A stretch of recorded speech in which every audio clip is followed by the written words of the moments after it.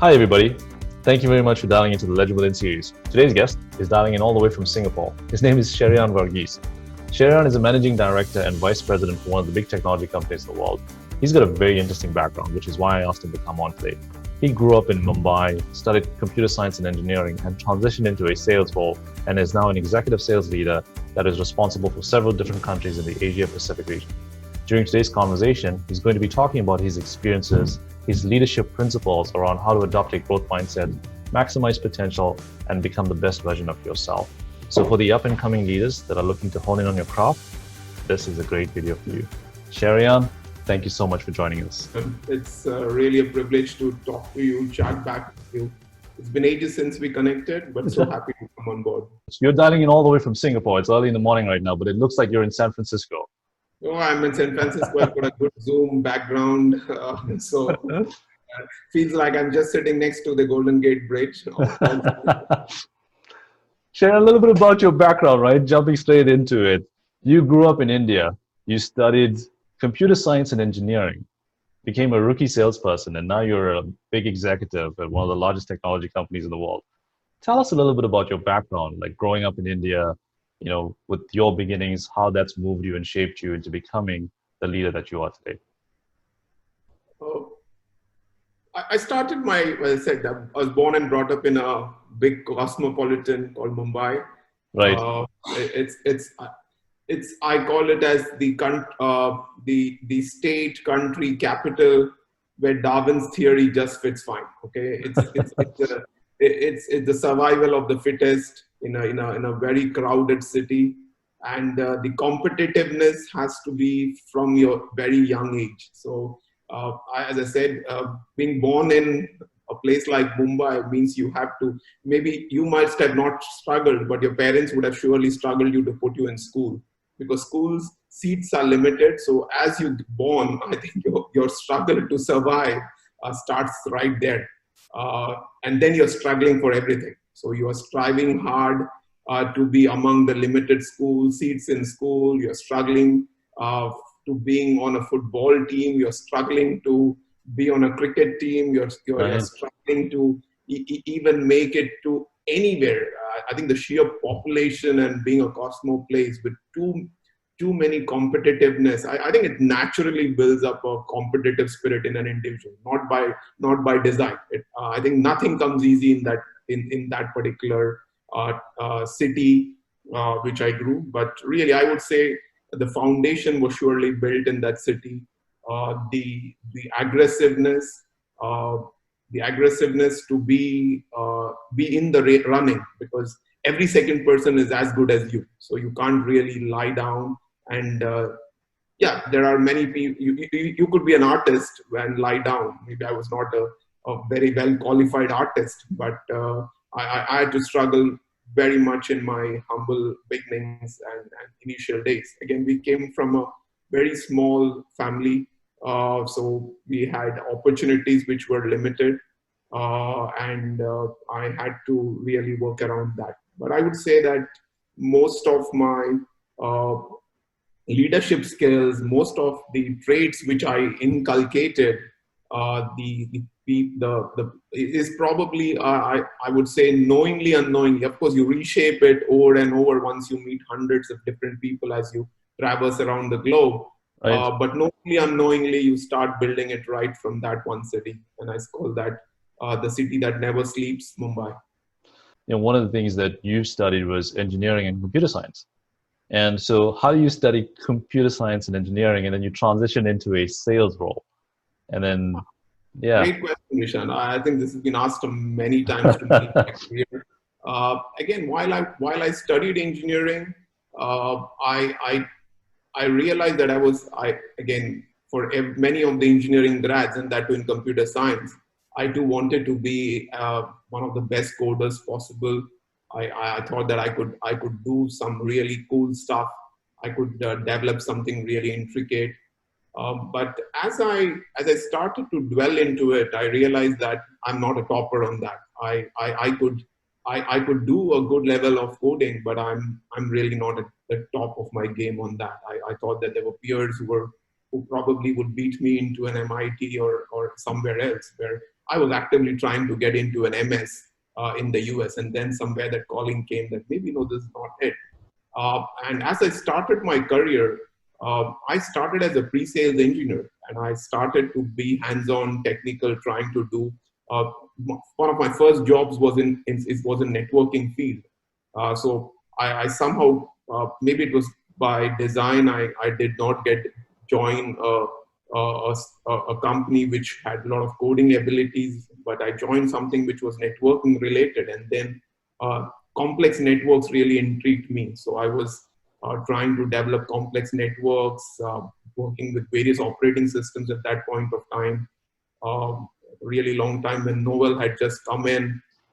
Microsoft was just trying to make it, and many people didn't even know there was a product called Banyan Wines. So I tried to be I tried to certify myself with all these networking protocols at one point of time. And as I began on this journey, I realized that as I started to meet customers, that there was a clear identified gap that either there were salespeople who would elevate and use a sales pitch, and there would be technical people who would not understand sales. So Right. uh, uh, a person in between who would really have the sales acumen, but with high technical knowledge, was something missing at those days. I think that was the gap which I could see as I was meeting customers over and over. So it's after probably 4 5 years of passing out of engineering is when the reality hit me that I think I need to pursue an MBA, because that will be an icing on the cake.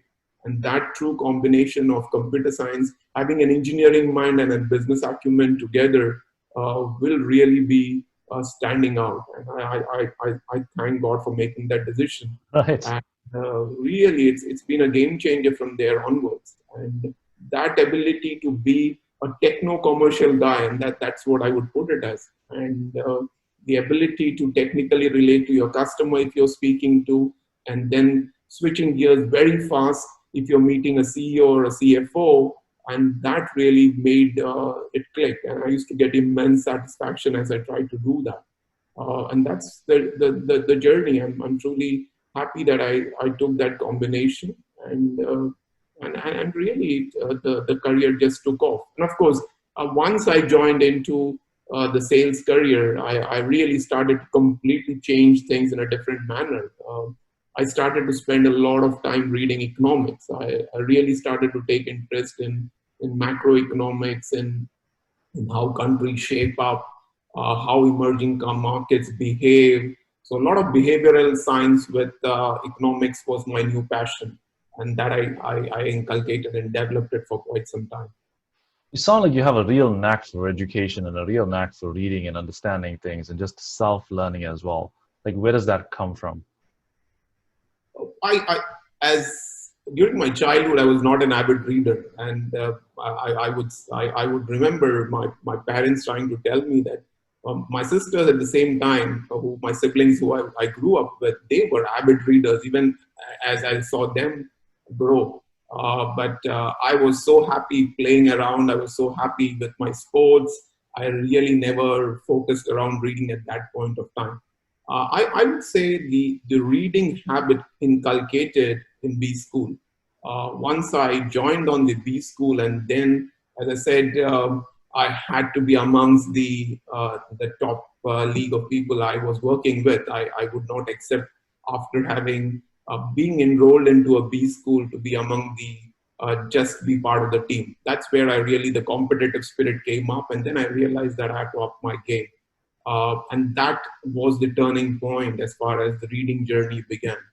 And then it was I can't even count the number of books which came in that journey, right? And it was not only books. Then came in the HBRs of the world. Then came Right. in the business magazines, and trying to be updated. And that's the first time in life where you really started to read for knowledge. It was never for a checkbox. It was to have a very solid conversation with the people whom you're speaking with.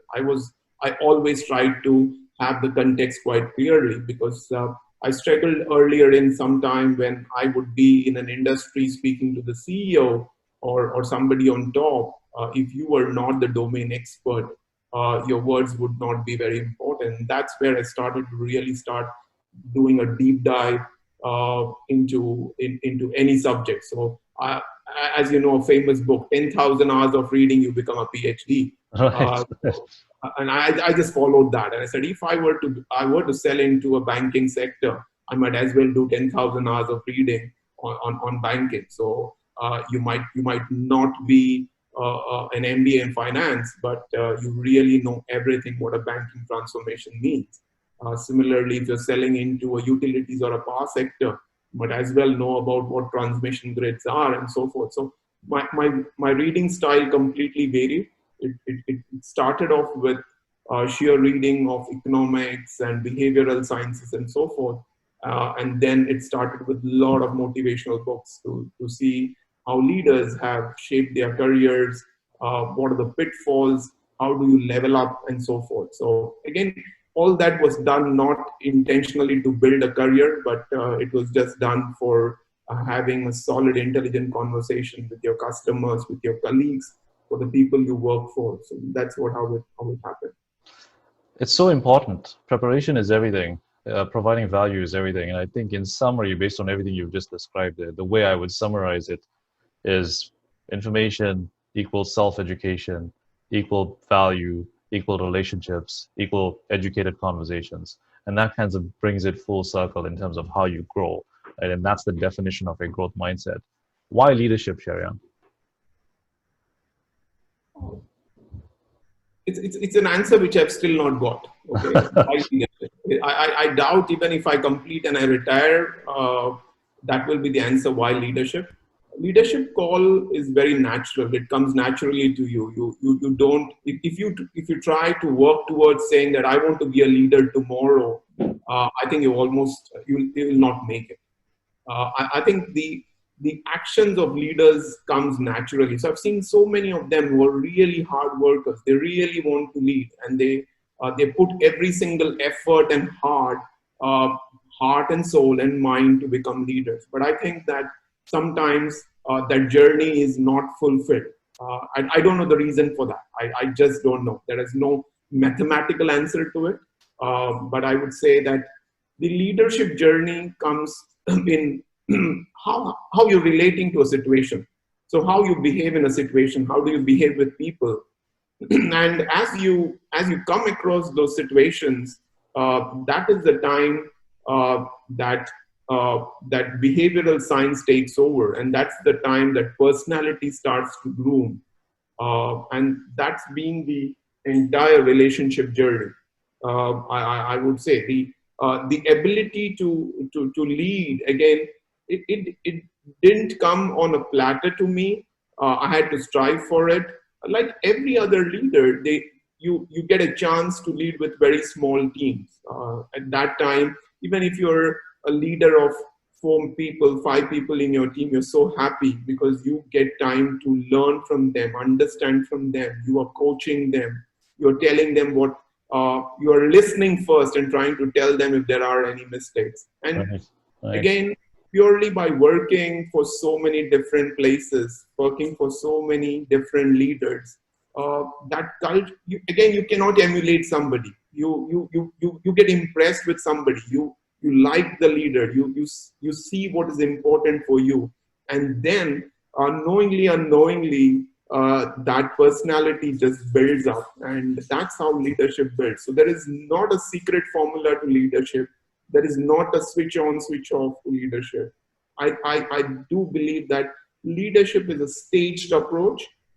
It comes naturally as you go through various scenarios. If I were to look right from maybe from school days, right?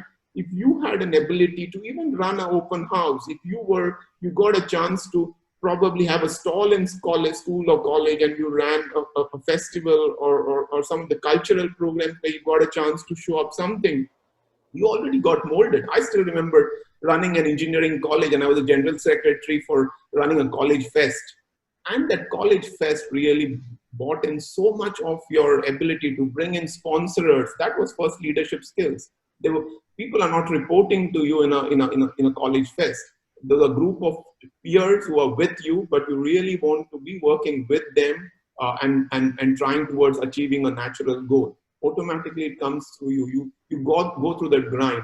And same thing in sales career as well. When you get your first job, you don't even know how to hire the first individual. How do you Right. choose your first person, right? This is the first time you are Yeah. in authority, you're trying to build a team, but you don't know how are you going to hire your first individual in your life. But I can tell you, after from that journey of hiring one person and now running over in hundreds, I think the journey, Right. uh, there is It there's evolves. not, it evolves. There's not a single point I could say that, oh, this was the the wow moment that I understood and I got it right. And I still believe that I'm a big learner and I still have to go a long way. But I still come through so many new leaders and so impressed with their style.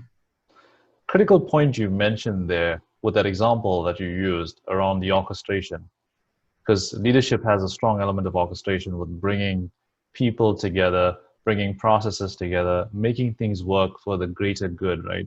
I'd love to get your perspective on the serving people element of leadership. Great question, Rishan, on this one. I do believe that, as you rightly mentioned, orchestration is an extremely important point and subject as far as leadership is concerned. I also add another a very important word to it, and that important word would be impact. Uh, One is to orchestrate, and one is to see what is the impact that orchestration is bringing. Right. Sometimes you find that you're able to bring great orchestration, you work great towards building that orchestra, you try to counter problems, you're a great person to mediate. But if that orchestration doesn't reach to the desired goal or that impact it creates, then you're not a successful leader. Leadership is about creating impactful moments. It is about working with people. And I really love people. If I've got a dream team and I've got all successful people with me, uh, it's not much satisfaction. It's much happier moment where you have a very average team and you're taking them over the mile. That is a great sense of satisfaction. Uh, uh, Leadership styles also have changed over the while, right? I have seen, I was probably lucky in that way because when I started my career, I had only autocratic leaders. I could not relate to them. I was, it was a time and era when autocratic leaders ruled. You pick up any B school book, you see the most successful leaders, they always were autocratic. They would say, they would tell, and that's how the teams would behave. And then if you see that evolution of leaders, look at the new genre of leaders where autocratic leaders are not the most successful leaders. Yes, they do create an impact, but that impact is through fear, that impact is through results, but that is not through human emotions and empathy. But look at the new age leadership. If you look at new age leadership, and it's most important in our world, is because we have a pool of people who are very young. They are in the 20s, they are in the 30s. So they came in and grew in a different world and era. And I think if I were to look at that entire leadership journey, I do believe that this is one of the most adaptable times of leadership which I have seen, because there are many leaders who have actually tried to change their style. I've seen that. They came in with a different style, but then they see, oh my God, I'm working with a 20-year-old. My old autocratic ways are just not working, and they've changed. So I do believe that this is a very important time in history where leaders have to, it's time to completely transform leadership styles. You cannot have to say that, oh, I had a 20-year style of leadership which was yielding me great results. I was in a capitalistic world. I just had to show growth and predictability, and I was the greatest of the leader. Sorry, those traits don't count any longer. The new aims are completely different. I Yeah. think it is about impact to your employees. It's about how you relate to an employee who's joining your organization. How do you mitigate those risks and yet be impactful? In all the midst of it, how do you bring human values? what is this, the whole pandemic brought and brought in front of us? I think it is a remembrance of human values. It's a remembrance about how you treat people. It's a remembrance about how you connect to your people, yet bring an impact. And that's the reason why I do believe that it's tough. It's people are going through an emotional drain time, yet results are coming good for some organization. I think that's purely because of the way the companies have evolved, the way the leadership styles have evolved. And I think it's great time, great and interesting journey right now. I'm going to quote the internet a little bit with a very popular saying that people don't leave companies, they leave leaders, right? And I'm a firm believer personally that people follow people. People follow people that they can do their best under, maximize their potential, and just become their best. And so one of the things you also mentioned in that summary was being able to adapt into the new age of leadership. And so how do you adapt personally? What are some of the key principles that you focus on from an adaptation perspective? So as you know, Rishan, in my course of my journey, I had the unique opportunity to be in the US. I worked in the African continent extensively, in the Middle East, and now Asia Pacific. So Right. I would truly say I'm a global citizen, right? And, I can tell you that I'm of the firm believer that people work for people. And you have followers who would follow you to any job. And I've seen that instances of teams with me who are willing to join me anywhere in the world. I'm Right. sure this is a great thing. But look at the dichotomy of the situation. In today's world, I cannot bring in my best people in spite of the fact I know people follow you. You want to have a great set of leaders. And this is where the adaptability comes into place. You've gone through the situation. You work in US right now, and look at the issues around. You know that I've got the best team. I've got followers with me as a leader, but unfortunately, I can't bring them on my team. Why? Oh, I've got an immigration problem. I've got visa issues. I've got gender diversity constraints. I've got everything which is against you. So you know that you are able to drive in and bring the best team, yet I cannot bring them because people are following you as a leader, but they cannot come on board because of geopolitical reasons, because of immigration issues, and so many other issues. Now comes the question about adaptability.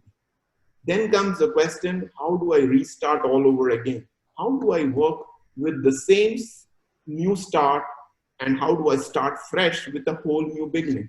And I think I've been really fortunate. And I think by doing it over and over again, I've reached a stage where, of course, if I've got a team of people who are happy to join and I'm able to work around that scenario, around the immigration, around the complex processes of the country's organizations, and if I'm able to bring a handful of them, fantastic. But if I don't get them, I'm still happy because I've been able to find out that diamond from those available pool because I'm still able to explore with them. It takes some time because you have to restart all over again. You have to build trust. You have to find who's the greatest talent of them.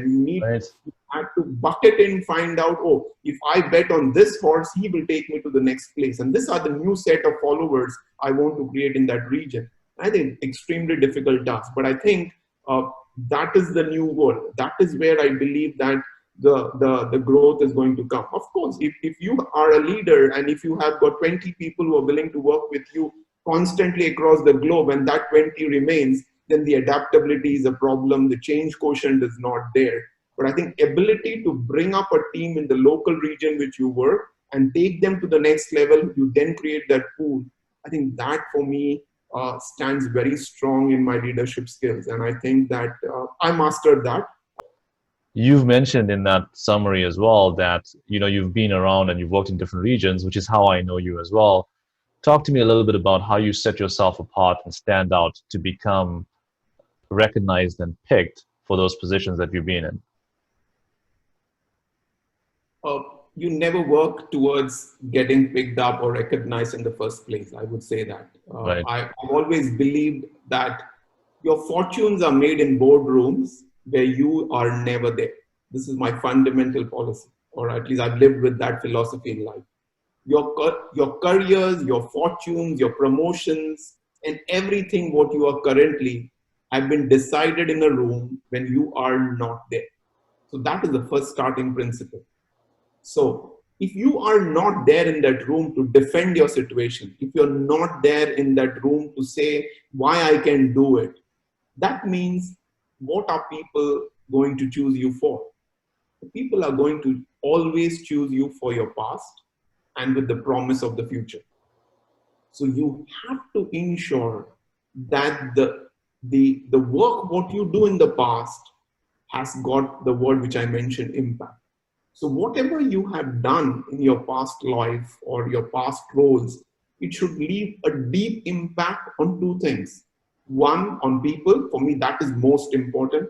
So it would have a deep impact on people and how you behave with them, how you transform the business, how you grew that business. And second, most organizations, we never work for charity. So results do matter. But I would say it is second for me. But people, if you have left a deep impact, people never bring up a leader because you transform the business into 20% growth, etc. People choose you as the next leader based on what impact you've done to people. And Right. again, when that decision happens, you are not there in that boardroom. You're not there to defend yourself. You're not there to stake your claim. You're not there to build your future. All you can do is about the legacy what you left from your past. So I think that's how boardroom decisions are made. So I've never worked to make that leadership climb over and over again. So what I try to do is the job in which I am working towards, I'm heavily invested. I have to be sorry about it that I don't have a great work-life balance, not the best thing to say, but I'm very heavily invested in the work perspective while I do. And then when I leave back to the next boardroom where people discuss about you, about organizational changes, or whether you're moving out, even look at the same thing. Even when you give a greatest interview for your next job and you're in fray for it, somebody in the boardroom has to take a decision towards you as a brand, towards you as a personality. It's not about how much you grew the previous company. It is what the impact you made to people. It's what the impact you made for the general organization you worked for. It's what the impact you made for environment, towards sustainability, towards the overall growth of that country, the place where you work for. And that teaches you to be at the pinnacle of leadership. And the next boardroom then picks you up to say, okay, is this man worth his salt to be promoted or to be picked up to do the next job? And that's what I always would say. That's been my leadership style and journey. Thank you for sharing that. I'm sure you have your boardroom with your leaders as well, where you're discussing the impact of your overall team. And also, Sure. you're responsible for several countries in your region as well, where you're responsible for customer success as well. So organizational goals are set to you as a leader. Where do I want to reach and where my goals are? Yet, among the ships sailing from location A to B, there are going to be hundreds of difficult moments. There would be a wave which is so high that it can topple you. It can bring fear in your mind. You might get a feeling of getting drowned. You might be moving left, right, and center with choppy waters. You might even have the fear of not being able to see through the next Right. day. But some days are absolutely great, right? It's a great day for sailing. You just follow dream, right? Right. You feel that, wow, this is the best thing which has ever happened. Same thing like you see behind me. It's like Golden Gate Bridge. Everything is okay. The ocean looks like so perfect, calm and still. But those are those days as well. But I think the ability to traverse and change your strategy, you can't be rigid. You can't be rigid. You can't have that 101 book which you referred and said that, oh, in my job, in my previous role, I did this. Sorry, I think those leadership styles are not relevant. The more you are able to the current crop of people, for so many times the best idea from my team has come in from somebody extremely junior. If they had the ability to speak up and they were able to give out an idea, yeah, I listened to that idea. We go back to that boardroom and say, this is something what has come up. Maybe this is the way to do it, and not necessarily your idea. So I think That change, that maneuver always equals risk. And, leadership characteristic equals risk. You have to be able to take risks and adapt and change and be versatile at the same time. What advice do you have for the up and coming leaders that are watching this? I would say take risk at every standpoint. Risk equals rewards. Absolutely, it's a common knowledge. But if I were to allude into my journey, every single step I've taken is risk. After doing an engineering degree and when life was paying very, very well, just to stop off abrupt job and then go and get into a classroom for 2 years with not knowing what's going to come out of it is risk. Right. Get into a country called United States and where every single thing you don't know about the visa issues, the immigration, and then still trying to come out of it is risk. Leaving a very good Asia Pacific role and starting from scratch in Africa, that's risk, but it's rewarded. Having done an Africa role for 7 years and then and working in Middle East and then getting completely out of the place to do out of your comfort zone and getting moving into an Asia Pacific role to do something completely from scratch is risk. And I would say that the more you take that risk, the more you are successful. I'm not alluding to say that or making an assumption that those who don't take risk at all will be successful. Right, right. They are very successful people as well. So there are always examples. Each model suits different people. For me, the risk-taking model absolutely has always paid off. If everything is moving smooth for me and everything is status quo, I will just try to rock the boat and see what next, you know. I love that. I like that adventure spirit. Maybe it's me, but I do believe that for youngsters, for all upcoming leaders, try and take that risk. Yes, it is. You will go into that dilemma that by taking this risk, will I come down? But I think that self-ability to think that, okay, what if I come down? I will have to rework towards it and build towards it. Age is on your side. I would say do that risk taking much more faster. I don't want you to take that risk at 55. You're much better to take that risk at 30, 35, 40, 45. No problem. So I would say the younger you are, the bigger the risk. But I'm so impressed with the KFC example. The story of KFC, the man taking building up KFC at the age of 60. What does that show? So the age is not a barrier. You can take a risk anymore, right? So there are millions of examples that you can risk at any age. Age is not the barrier, but I would still say that taking the risk, right amount of risk, knowledgeable risk, well-read risk, read well, analyzed well, would be always paying rich dividends. That's what I would put it as. That's where the fun comes from. Last question for you, Cherian. You talked a lot about impact. What is the impact that you want to make? The impact I want to make is to leave a legacy behind. The impact I want to make is every single role which I do, people remember me for the contribution I make, to the larger society, to the customers, and impact in many, many ways. Unfortunately, I feel bad that the last 6 months of COVID, I've not been able to make that deep impact. It's 6 months probably wasted in a lifetime. I think deeply regretful of the time gone, right? So it's about 6 months you could have made an impact to society. You could have made an impact to so many other small things which you would have done. You can do that. And I think this is where the social quotient is very, very important. Okay.